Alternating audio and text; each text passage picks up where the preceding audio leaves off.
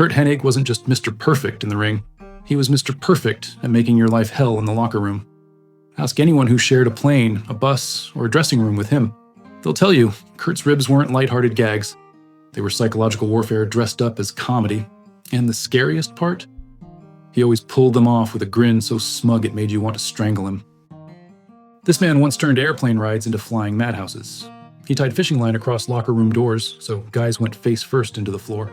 He even teamed up with Owen Hart to form what can only be described as the tag team champions of Backstage Chaos. Some boys laughed, some wanted to murder him, but everybody knew. If Perfect was around, you were a target.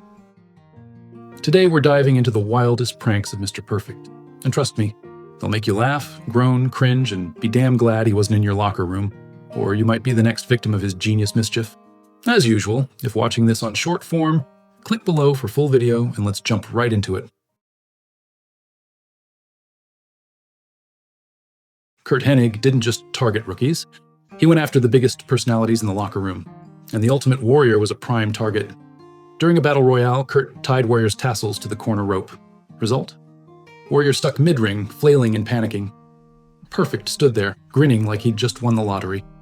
Hacksaw Jim Duggan later confirmed this story in shoot interviews, and yes, the man was ruthless. Duggan also added that Chief Jay Strongbow had to run to the ring and use a knife to cut Warrior free. But Kurt didn't stop there. At a WCW live event, Warrior was scheduled to make his entrance using the trapdoor in the ring. Allegedly, Kurt took a dump in a bucket and placed it directly under it.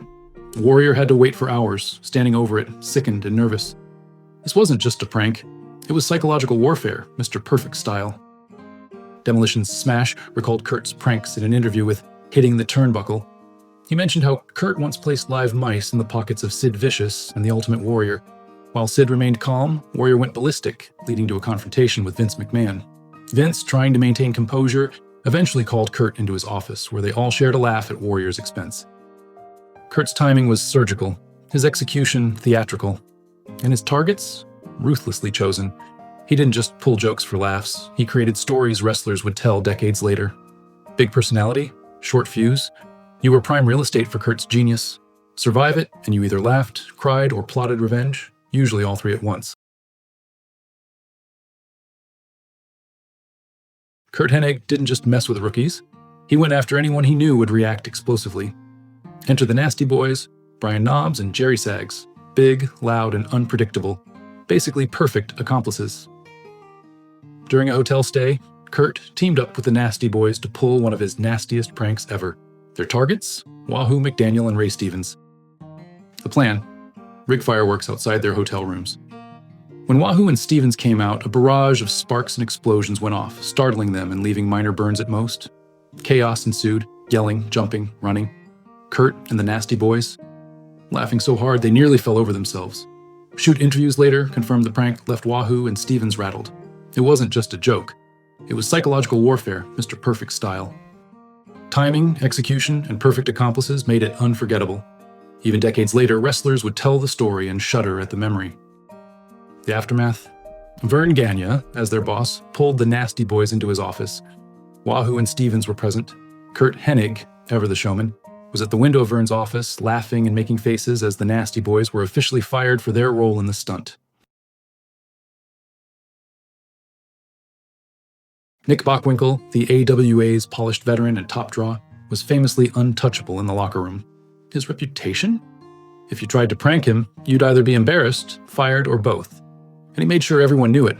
Big, smooth, and cerebral, Nick wasn't someone you messed with lightly. But Kurt Hennig? Well, he didn't get the memo about subtlety. One night, after Bockwinkel had delivered his usual stern warning to the locker room, Kurt set his plan in motion. This wasn't a half-baked prank, it was masterclass mischief. Bockwinkel walked out to his car in the parking lot, probably expecting a normal night, and instead, chaos. Every single door of his car had been padlocked shut.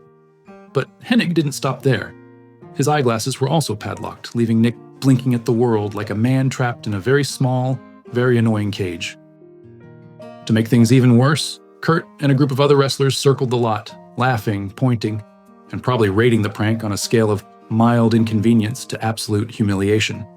Bockwinkel, ever the professional, didn't scream, throw chairs, or cause a scene, though he probably wanted to. He calmly assessed the situation, sighed, and got to work unlocking his car. maintaining a level of dignity that even Kurt had to admire. This prank became legendary not because of physical harm, but because it outwitted one of wrestling's smartest veterans. It was a perfect showcase of Kurt's style, elaborate setups, psychological edge, and absolute confidence that no one would see it coming. The story traveled fast, and to this day, it's cited as one of the most audacious backstage pranks in wrestling history.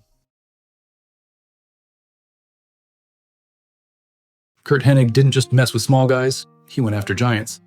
Enter Yokozuna, the WWF behemoth who could crush opponents and refrigerators alike, but even size and power couldn't save him from Mr. Perfect's brand of mischief. Here's the setup. During a flight from Hawaii to Japan, Kurt offered Yokozuna something innocent to eat or drink. Some sources say it was a chocolate bar, while others claim it was a beverage. Either way, it was laced with laxatives. As the flight progressed, Yokozuna quickly realized he had a serious problem.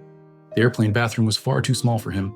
He was forced to relieve himself in the back of the plane, with stewardesses holding up sheets for privacy, a newspaper serving as makeshift toilet paper. Witnesses and shoot interviews recall the chaos vividly. Wrestlers on the flight were horrified and amused in equal measure, while Curt Hennig reportedly laughed so hard he could barely stand. This prank became legendary not because of its cruelty, but because of its audacity, timing, and execution.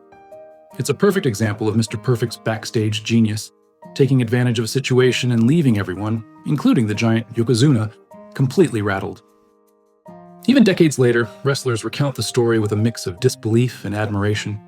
Whether it was a drink or a candy bar, the result was the same, one of wrestling's most audacious pranks ever. Curt Hennig loved hitting multiple targets at once, and his pranks didn't discriminate. One favorite? Padlocking wrestlers' bags and lockers. Nothing was safe. Shoes, gear, even personal items could be trapped behind his cunning locks. Back in the locker room, Curt would often swap items, hide essentials, or create utter confusion before matches. Wrestlers arrived to find their gear rearranged, their schedules disrupted, and their tempers tested. It wasn't cruelty. It was Mr. Perfect's signature psychological warfare, chaotic, hilarious, and unforgettable. Everyone who experienced it swore it was as stressful as it was funny. Curt didn't just prank, he orchestrated mini disasters in his own perfect style. For example, one of Curt Hennig's go-to ribs in the locker room was padlocking buddy bags. That meant he'd sneak up, slap a padlock through another wrestler's gym bag, and walk away without saying a word. The victim wouldn't even notice until it was time to gear up for their match. Suddenly, their tights, boots, and trunks were on lockdown like Fort Knox. Panic would set in, while Curt sat back grinning, enjoying the chaos. It didn't stop there. If Curt got to your bag before a flight, you were doomed. Wrestlers had to drag padlocked bags through airports, security, and hotel lobbies, humiliated the whole way. The rib wasn't just an inconvenience, it was public embarrassment. Classic Hennig, cheap lock, maximum chaos, and comedy that lasted far longer than the match itself. Curt Hennig wasn't just Mr. Perfect in the ring, he was perfectly insane outside of it too. From tying up the Ultimate Warrior's tassels, to getting the Nasty Boys fired with fireworks, to dosing Yokozuna on a plane ride, Hennig's ribbing was relentless. And then there were the little touches, like slipping dead mice into Steve Lombardi's pockets. Imagine going to put your hands in your jacket only to find a furry corpse waiting for you. He was standing, burger in one hand and dead mouse in the other. That wasn't just a prank, that was Curt's twisted sense of humor, and he reveled in the reaction. He thrived on creating chaos, laughter, and the occasional firing. The locker room never knew if they were safe, because with Hennig, they never were. He was a master of timing, a menace with a padlock, and one of wrestling's true mad pranksters. Thanks for watching.